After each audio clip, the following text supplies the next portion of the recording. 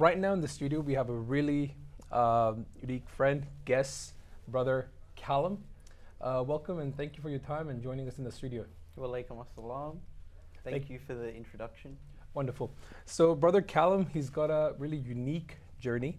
I understand this is your second Jalsa, Correct, yeah. and you have been a member of the Ahmadiyya Muslim community for the past 2 years. Correct. Can I please ask you about your journey towards Islam? How did My that journey. begin? So I work next to the mosque, so it's hard to miss it. And by mosque, the Baitul Huda, Yes, correct. In Masjid Marsden Baitul Park. Huda in Marsden Park, which is the national headquarters of the Ahmadiyya Muslim community here in Australia. Yep. So I reached out to Bajwa through Instagram. I Right. just messaged a random person. I searched for the mosque, and going through the explore page, I messaged a random person, and it happened to be Bajwa, and he taught me everything I know, showed me how to pray, do namaz, and everything I know comes from him. So, some people may call it coincidence, right? You Yeah. could have, on social media, you could have been connected with anyone. But right? head of Any mosque. Tabligh. Exactly, Yeah. but it had to be that person. Like I said, some people may refer to that as coincidence, but we refer to it As a as sign. divine destiny, Mm. right? What attracted you to Islam? The devotion you see from Muslims, the consistent, like with other religions, they don't communicate with God like consistently usually, but with like Islam, you're praying 5 times a day. It's consistent. Specifically about this sect, the Ahmadiyya community, it's based on rationality and science. Absolutely. And So it was the oneness, the tawheed of God. In any religion, the focal point, the main aspect of any religion should be God. And so what attracted you toward Islam was the unity and the oneness and the emphasis of God, not only as a mere verbal expression, but also something that you make a part of your life on a Yeah. daily basis. For example, through your 5 daily Definitely, prayers. yeah. That's amazing. Look, I always, tell this to people whenever I meet new converts. I always express it to them as well that, seeing you and your journey, it is actually a source of, it's faith enhancing for us. It's inspiring for us.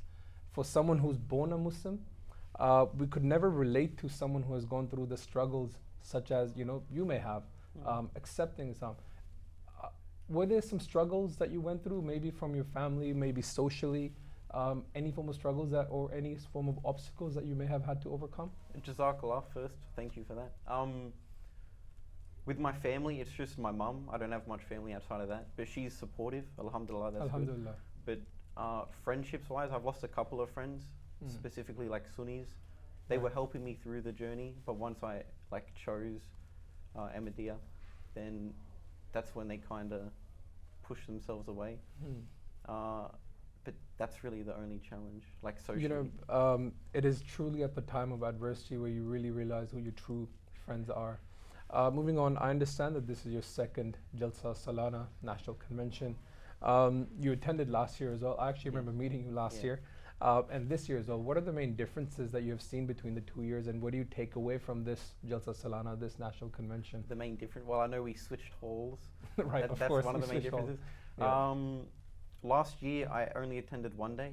So I made it a goal this year to attend all 3 days. Alhamdulillah. Just to focus more on the speeches and stuff.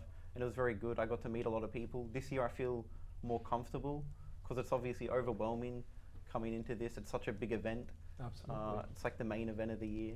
Absolutely. And look, I would like to acknowledge your courage as well, because yesterday I was meeting, I was interacting with a few guests after the formal session, after the dinner yesterday, and they actually expressed the same thing, that initially it does seem a bit overwhelming.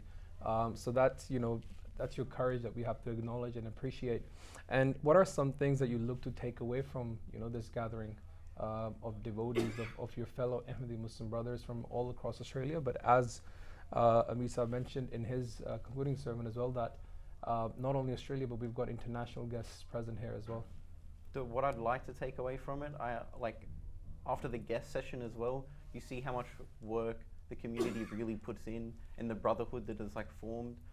If you compare it to other communities, there's not really a brotherhood, especially in Islam, other communities. But with us, there's definitely a sense of brotherhood, and that's something I'd like to take away from it. Alhamdulillah. Look, Callum, you mentioned that you don't really have any other family but your mother, but let me assure you that you have nearly 3,600 family Jazakallah. members who are at this national convention today. We would like to appreciate Brother Callum for taking out time and joining us in MTS Studios. Inshallah, we will be back with more programs for the viewers.